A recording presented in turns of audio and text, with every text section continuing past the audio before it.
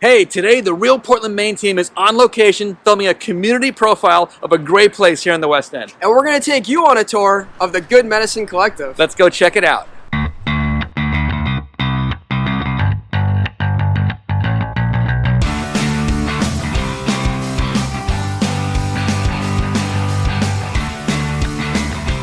I'm Mike Weisman. I'm Matt Dechaine. We are the Real Portland Maine team. And this is the first installment of our Community Highlights series. That's right, we're highlighting businesses all throughout the Greater Portland area that make it such a great place to live and work. So come along, meet your neighbors, and let's check out what's going on in the Greater Portland community.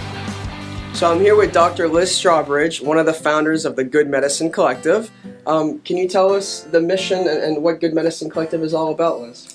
Yeah, so being in family medicine and integrative medicine, it was clear to me that over and over and over seeing patients in primary care, I felt a lack of empowerment over people's health journeys and a feeling of isolation and that they were suffering alone.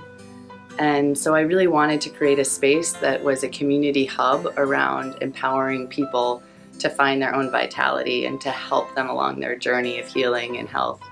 And really to actually shift the paradigm of what medicine is.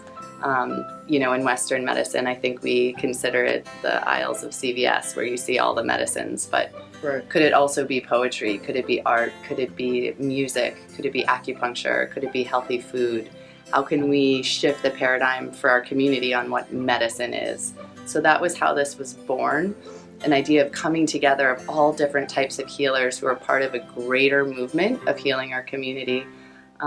So we really wanted to make this type of healthcare accessible. So Good Medicine itself is a nonprofit, but all of the businesses operating in here are their own for-profit businesses, and we are aligned together in the mission to be innovative and creative and flexible in how we bring health and share health with our community and how we recognize the healers in each of us. And so it's the collective itself is a community that we are sort of internally healing each other to then ripple out into the community and create really a hub where people can find their own good medicine.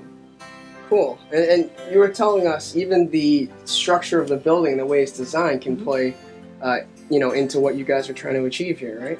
Definitely. I feel like the sterile spaces that have become synonymous with medical spaces bring a lot of fear and disconnection and isolation to patients' experiences. So I really wanted a space that engendered a sense of warmth, of the natural world, of our connection to something bigger. And so all of the rooms here have wood from a barn from near where my husband grew up in Pennsylvania that was built in the 1890s.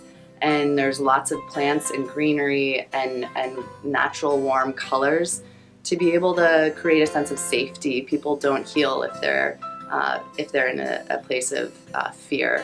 So how do you create safety? How do you also remind ourselves that we are biology, we are biological beings just like right. the plants and the trees that are right outside.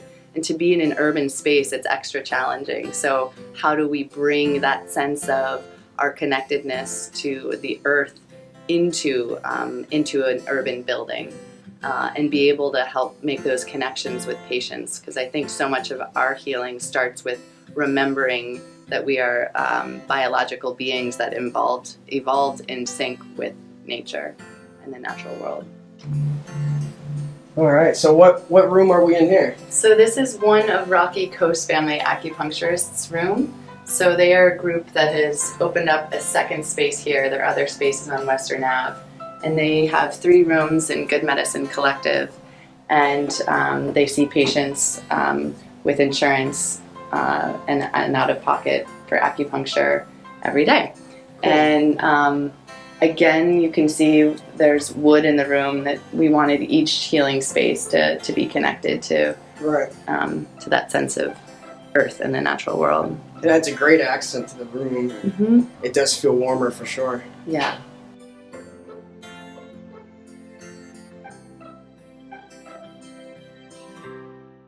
So what sort of services would Yeah. this room provide? So this is primary care, a primary care office that is shared by currently by 2 doctors, and they offer what's called direct primary care, Okay. which is an alternative to the way that we practice now, mostly where there's big businesses or corporations with multiple doctors and a lot of various overhead and support teams, which make healthcare so expensive.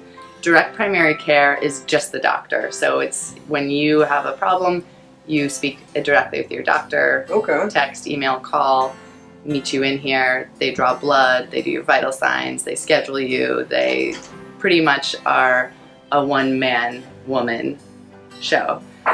So you really, for the doctor, the side of the doctor, it really helps minimize burnout because they're doing what they love most. They're Right. with patients. They're not filling out paperwork all the time. And for the patient, they get what they love too, which is sort of that old nostalgic sense of my doctor. My doctor knows me and are there every step of the way. And A lot and more personal experience. a lot more personal and easy. And part of good medicine, everything is about accessible healthcare, empowering the patient. So it's almost the most empowering, accessible way of interacting and interfacing with primary care. And it's a system based on a lower cost monthly membership. So it's not based on insurance. So usually folks have some kind of backup or catastrophic insurance that would take care of a big problem in the hospital. But for everything else, they can get coverage by their primary care doc here. Awesome. So, you know, it does seem kind of funny. Here we are in the basement of like a restaurant. And, you know, for me, that's okay. It can be a little gritty. It's like, let's just get in here and get people feeling the health benefits of the sauna, the cold plunge, what it can do for inflammation, aging, the brain, detoxification, the nervous system. Like there are so many health benefits, and it's been used for ages and centuries. Heat, whether it's Sweat Lodge, whether it's Scandinavia, and there's many cultures. many cultures. All of the bathhouses, Japanese, Korean, Russian, Turkish, you know. So it's a way of being together in almost a ritual experience that I think not only for the actual physiological health benefits has a lot of psychological and and fosters a sense of connectivity and bonding when you're sitting sweating with somebody. It's like not only are you sweating out, you know, toxins, you're sort of melting the armor of your everyday sort of emotional field. So it's really a beautiful way, I think, also to connect in community is like to sweat together. So I'm really excited. Yeah, and we'll be connecting this with, if you can't come and get a treatment, you can use the sauna after, or if you're doing a yoga or a meditation, there'll be the option of using the sauna, and it's 10-person sauna, so we can get a good group in there. Cool. And then we might eventually offer like Wim Hof breath work with the cold plunge. There's a woman here who does beautiful herbal body work in the sauna. So it's more than just massage. It's really about maximizing the heat and the sort of suppleness of your body in a state of that warmth and heat to do healing body work and to draw upon various healing herbs while she does that. So very neat. yeah, it's kind of just another office space, but used for both breath work and massage, Thai massage, and then also there is a clinic that is coming in doing psychedelic assisted psychotherapy. No way. That's pretty cutting edge. Yep. Again, just like how do we make how are we able to access the spaces within us that our culture isn't supporting in that, and then integrate that into our lives. I've heard that sort of therapy is great for PTSD. Yes, is that exactly what you guys are bringing it in for? PTSD, depression, anxiety. Yeah, those are sort of the indications for now.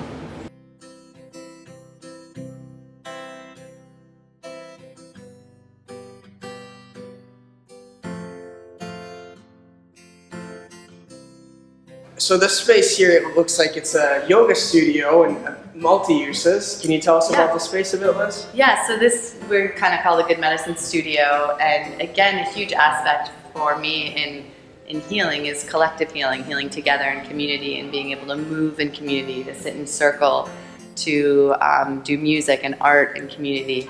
So this space really has so many purposes to gather community together, and it's kind of anchored by Leela Yoga West, who offers yoga classes and some donation-based yoga classes, and then Open Door Meditation that offers weekly sits and then also day-long meditations, and those are all donation-based as well. So otherwise, what happens here are various different types of classes like Qigong, sound bowl healing, dance, poetry, open mic nights, music, movie screenings, art, community gatherings. So really it's a space where everything that happens here can be viewed as a way, as good medicine, really. We want to make it accessible to people who might not otherwise be able to afford to rent a nice space in Portland. So we just have a sliding scale suggested rate, and that allows us to offer this space to teachers of different communities that wouldn't be able to use a space like this. So really we're trying to support all of the amazing offerings that are happening in a space that is really beautiful. So it sounds like the primary goal of the Good Medicine Collective is to be accessible to community and try to make it as affordable so that finances are not a barrier to living a healthy life. Yeah, and there are, finances are a big barrier. Yeah. So by allowing us to offer this at a lower rate than would be found anywhere else, it allows the teachers to offer more sliding scale or donation or scholarship people. Right. Which, and cost is one of the barriers. There's also cultural barriers. So trying to bring in teachers of diverse and different backgrounds so that we can access more populations who can feel like this space is their space too. Sure. So it's trying to lift time is another barrier. How can we offer classes and events throughout the entire day, throughout weekends where some people have availability? So it's looking at each barrier and trying to make them more accessible.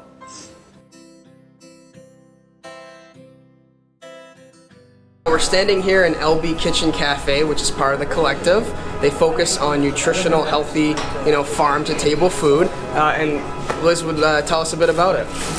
Yeah, so I actually used to study and work all the time at LB Kitchen East, and just fell in love with the way that they were able to take healthy food and make it innovative and delicious. And so I spoke with them when we had this idea of opening up the collective, knowing that having food both just as a part of teaching people how to eat and that healthy food can taste delicious, but also having a cafe where a community space now has aliveness and buzz.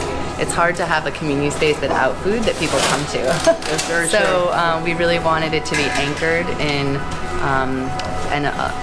a sense of aliveness and vitality, and I felt that so deeply in Brenna and Lee, who run and own LB Kitchen. So we have been fantastic in brainstorming ways that we can serve this healthy food to greater populations that can't typically afford it. We're working on ways that we can literally from farm to table with raised beds and herbs show people and teach people that this is affordable to do in their backyards. And we're going to start using the space as a teaching kitchen to show people how they can actually take the food that they're growing and create something healthy and delicious that's affordable. But being anchored here with LB Kitchen has been a real gift to Good Medicine, and they are deeply embedded in the mission of the collective of making health and wellness more accessible to everybody.